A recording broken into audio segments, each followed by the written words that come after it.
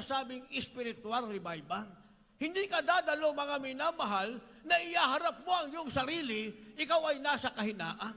Hindi ka dadalo na iyaharap mo yung sarili, wala kang sakripisyo, wala kang naging bahagi, mga minamahal. Kundi ikaw ay sasang-ayo lamang sa tagumpay.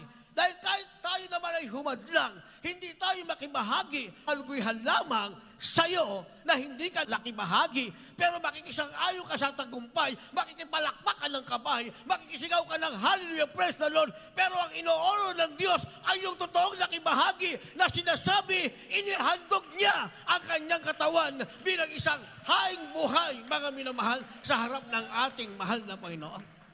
Pag sinabing haing buhay, mga minamahal, a living sacrifice, ang ibig sabihin niyan, meron kang tinatawag na sakripisyo.